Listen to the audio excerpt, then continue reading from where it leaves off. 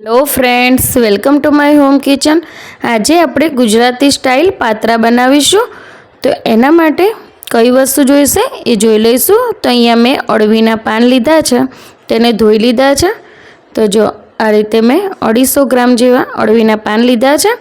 તો આની અંદર હવેથી આપણે નસો જે હોય છે એ આપણે કાઢી લેવાની હોય છે। જો આ છે નસો, તો એને આપણે કાઢવી પડે છે। તો ચપ્પુ લઈશું અને ચપ્પાથી આપણે બધી જ નસોને સરસ એવી કાઢી લઈશું। તો જો આ રીતે ધીમે ધીમે આ પ્રોસેસ કરવાની, જેથી પત્તું હોય ને એ ફાટી ના જાય। તો નસો કાઢવી ખૂબ જ જરૂરી છે। જો નસો હશે ને તો આપણે ગળામાં પાત્રા ખાધા પછી બળતરા થશે, એટલે આ નસો બધી જ આપણે કાઢી લેવાની। ઘણી વખત આપણે પાત્રા ખાઈએ ને તો ગળામાં પછી બળતું હોય છે, તે બળે નહીં એના માટે આપણે આ નસો કાઢી લેવાની। તો આ જ રીતે આપણે બધી નસો કાઢીને બધા જ પાંદડા તૈયાર કરી લેવાના છે। જો તમને ચપ્પાથી ના ફાવે તો તમે એવી પતરી હોય ને પતરી, એનાથી પણ આરામથી નીકળી જતા હોય છે। તો આ છે ને ધીમે ધીમે કરવાનું, તમને હાથમાં વાગી ના જાય એનું ધ્યાન રાખવાનું। તો જે જાડી જાડી નસો હોય ને એ આપણે આ રીતે કાઢવાની, પાતળી હોય તો વાંધો નહીં આવે। તો જેટલી આપણાથી નીકળી શકે એટલી આપણે કોશિશ કરવાની અને એને કાઢી લેવાની। તો અહીંયા આ જ રીતે બધા પત્તા તૈયાર કરી લઈશું। હવે આપણે મસાલો બનાવવાનો છે। તો અહીંયા મેં ચણાનો લોટ લીધો છે, અહીંયા તો મેં ચાળીને લીધો છે। સાથે જ મેં અડધી વાટકી જેવો ચોખાનો લોટ લીધો છે। તો આ બંનેનું કોમ્બિનેશન ખાવામાં બહુ સરસ લાગે છે અને પાત્રા પણ ટેસ્ટી બને છે। તો અહીંયા મેં ચણાનો લોટ લીધો છે, તો આપણે આને એક બાઉલમાં આપણે લઈ લઈશું। સાથે જ ચોખાનો લોટ પણ આની અંદર જ નાખી દેવાનો છે। તો હવે આની અંદર આપણે મસાલા કરવાના છે। તો જે ઘરના નોર્મલ મસાલા હોય છે ને એ જ આની અંદર કરીશું। તો અહીંયા હળદર લઈશું થોડી, હવે થોડી હિંગ નાખીશું આની અંદર, સાથે તેમાં ધાણા જીરું પાવડર નાખીશું, થોડું લાલ મરચું નાખીશું। અહીંયા મેં કાશ્મીરી લાલ મરચું લીધું છે। અને હવે તેની અંદર આપણે તલ નાખવાના છે અને થોડું લીંબુ નીચવીશું।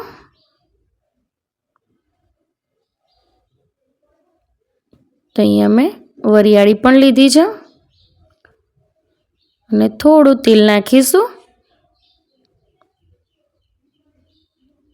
હવે આની અંદર આપણે કોથમીરના પત્તા નાખવાના છે, એનાથી ટેસ્ટ બહુ સરસ આવશે। અને હવે પહેલાં બધું જ સરસ રીતે મિક્સ કરી લઈશું આ રીતે।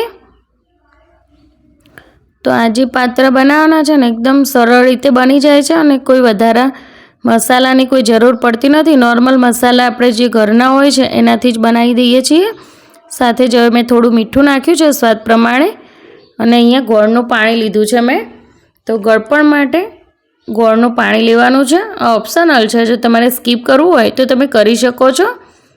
તો અહીંયા મેં આંબલીની જગ્યાએ લીંબુ નીચવ્યું છે અને ખાંડની જગ્યાએ મેં ગોળનું પાણી લીધું છે। તો ગોળનું પાણી નાખશો ને એટલે પાત્રા ખૂબ જ ટેસ્ટી બનશે। તો જેટલું જરૂર પડે એટલું આપણે પાણી આની અંદર ગોળનો જ ઉપયોગ કરવાનો છે, એક્સ્ટ્રા કોઈ પાણી નહીં નાખવાનું। તો આપણે ગોળના પાણીથી જ આ ખીરું બનાવવાનું છે। તો બહુ જાડું પણ નહીં અને બહુ પાતળું પણ નહીં, એ રીતનું આપણે મીડિયમ થીક બનાવીશું, જેથી આપણે પાત્રા ઉપર સરસ રીતે ચોંટાડી શકીએ। તો જો તમે આ રીતે આ પ્રોસેસથી બનાવશો ને તો એકદમ સરસ ખટમીઠા અને ટેસ્ટી બનશે। જેમ બહાર આપણને દુકાન પર મળે છે ને એવા જ પાત્રા બનીને તૈયાર થઈ જતા હોય છે। તો જો ધીમે ધીમે આ કરવાનું એટલે ગાંઠા ના પડે એની અંદર। તો જો સરસ એવું આપણું આ રીતનું ખીરું બનીને તૈયાર થઈ ગયું છે। હવે એની અંદર આપણે થોડા સાજીના ફૂલ નાખવાના છે અને હવે થોડું ગોળનું પાણી નાખીશું એટલે એક્ટિવેટ થઈ જાય અને આપણે મિક્સ કરી લઈશું। જો તમારે ગોળનું પાણી ના નાખવું હોય તો તમે થોડી ખાંડ નાખી શકો છો અને પછી નોર્મલ પાણીથી પણ ખીરું બનાવી શકો છો। પણ મેં જે તમને રેસીપી બતાવી છે ને એ તમને બહારના જે પાતરા ખાઓ છો ને એ રીતના ટેસ્ટી બનાવવા હોય તો તમે આ રીતે બનાવશો ને તેવો ટેસ્ટ આવે, એટલા માટે અહીંયા મેં ગોળનું પાણી લીધું છે. તો હવે ખીરુંને ઢાંકીને મૂકી દઈશું 5 મિનિટ માટે. તો અહીંયા મેં પાંદડા પણ સરસ એવા તૈયાર કરી લીધા છે અને ફરીથી પણ ધોઈ લીધા છે મેં, અને બધાની નસો સરસ એવી કાઢી લીધી છે. તો હવે આપણે તૈયારી કરીશું પાંદડા બનાવવા માટે. તો અહીંયા એક પત્તું આ રીતે લેવાનું અને થોડું થોડું ખીરું આને આ રીતે લગાવવાનું છે. એક પત્તું આમ મૂકશું અને એક પત્તું આ રીતે મૂકશું, એમ આડા અવડા પત્તા મૂકીને અને પછી આપણે ખીરું લગાવી દેવાનું છે.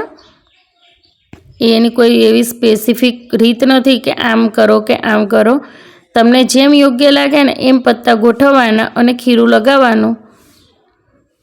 તો હવે આપણે એનો રોલ વાળીશું. તો રોલ વાળવા માટે આ રીતે સાઈડથી આ રીતે ફોલ્ડ કરવાનું અને ઉપર થોડું થોડું ખીરું લગાવવાનું. અને હવે આ રીતે ફોલ્ડ કરશું. આપણે રોલ બનાવવાનો છે ને એટલે ફોલ્ડ કરીને પછી ઉપર ખીરું લગાવવાનું. તો અહીંયા પણ ખીરું લગાવી લઈશું અને આપણે રોલ વાળતા જઈશું. તો જો આ રીતે રોલ વાળતું જવાનું છે અને ઉપર થોડું થોડું ખીરું લગાવીશું, એટલે આપણને જે પાંદડા ખાઈએ ને ત્યારે ડચુરો ના બાજે અને સરસ એવા ટેસ્ટી લાગે. તો અહીંયા રોલ એક આપણો બનીને તૈયાર થઈ ગયો છે. તો આપણે જે ઢોકળિયાનું કુકર હોય છે ને એ લઈશું. તો અહીંયા મારી પાસે આ રીતનું કુકર છે. જો કુકર ના હોય તો તમે તપેલીમાં પણ પાણી મૂકીને ઉપર માટલા મૂકવાનો જે કાટલો આવે છે ને એ મૂકીને પણ તમે પાંદડા બનાવી શકો છો.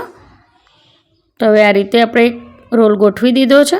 આપણે એ જ રીતે બીજો રોલ પણ બનાવી લઈશું.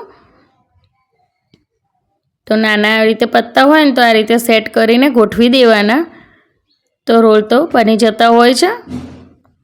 તો જો ટુકડા છે ને તો હું આ રીતે સેટ કરીને ગોઠવું છું અને ઉપર આપણે ખીરું લગાવતા જવાનું. તો અહીંયા મેં પત્તું ગોઠવીને ઉપર ખીરું ફરીથી લગાવી લીધું છે. નાના નાના ટુકડા ગોઠવતા જવાનું અને સરસ એવું ખીરું લગાવી દેવાનું. તો આને પણ આપણે એ જ રીતે રોલ વાળીને તૈયાર કરી લઈશું. તો જો બસ આ રીતે ફોલ્ડ કરવાનું અને લગાવવાનું. ઉપર થોડો લોટ લગાવી લઈશું આ રીતે ખીરું. તો કંઈ આને કોઈ એવું બહુ તામઝામ નથી અને ફટાફટ બની પણ જાય છે. તો અહીંયા મેં બધા જ રોલ બનાવીને તૈયાર કરી લીધા છે. તો હવે આપણે આને 15 મિનિટ માટે ઢોકળિયામાં સ્ટીમ કરવાના છે. તો અહીંયા મેં સ્ટીમ કરી દીધા છે. જો બફાઈ ગયા છે સરસ એવા. તો આપણે એને ચેક કરવા માટે ચપ્પુ લઈશું. તો ચપ્પાથી ચેક કરી લેવાનું. જો તો અહીંયા પરફેક્ટ બની ગયા છે. તો ઠંડા થાય પછી આપણે એને કટ કરવાના. તો આ સરસ એવા ઠંડા થઈ ગયા છે બધા રોલ. તો હવે આપણે એને કટ કરીશું. તો હું તમને કટ કરીને બતાવું. તો અહીંયા એકદમ અણીવાળું ચપ્પુ હોય ને એવું લેવાનું. તો અહીંયા એકદમ સરસ એવા ઠંડા થઈ ગયા છે. તો હવે કટ કરીશું ને તો સરસ એવા રોલ દેખાશે. તો જુઓ, તો આપણે બધા જ પાંદડા આ રીતે કટ કરી લેવાના છે. તો દેખાય છે ને સરસ એવા રોલ બન્યા છે. હું તમને હમણાં ચેક કરીને પણ બતાવીશ, પણ પહેલાં આપણે કાપી લઈશું આ રીતે. તો જો એકદમ સરસ એવા કપાય છે. ઠંડા થાય ને પછી કટ કરવાના. જો ગરમ હશે ને તો ચોંટવા લાગશે. તો દેખો સરસ એવા બન્યા છે ને. તો એ જ રીતે આપણે બધા જ કટ કરીને તૈયાર કરી લેવાના છે. તો બીજો રોલ પણ સરસ એવો કટ થાય છે. જુઓ, તો અહીંયા મેં બધા જ પાંદડા કટ કરીને લઈ લીધા છે. હવે આપણે એનો વઘાર કરવાનો છે. તો અહીંયા મેં કઢાઈમાં તેલ લીધું છે. તેમાં રાઈ નાખીશું. સાથે જ તેની અંદર થોડા તલ નાખવાના છે, હિંગ નાખીશું અને પાંદડા નાખીને સરસ એવો એનો વઘાર કરી લેવાનો છે. ધીમે ધીમે આ રીતે આપણે પાંદડાને ફેરવીશું અને વઘારી લઈશું. તો આની અંદર તલનો વઘાર કરીએ ને એટલે સરસ એવો ટેસ્ટ આવે. તો આ જે પાંદડા છે ને તમે ખાશો ને ત્યારે તમને બળશે પણ નહીં અને આપણે ડચુરો કહીએ છીએ ને એ પણ નહીં બાજે અને ખાવામાં એકદમ સરસ સોફ્ટ અને ટેસ્ટી લાગશે. તો આપણા પાંદડા બનીને તૈયાર થઈ ગયા છે. તો દેખો કેવા સરસ બન્યા છે. તો આ રેસીપી જરૂરથી ટ્રાય કરજો, ખૂબ જ સરસ બને છે આ.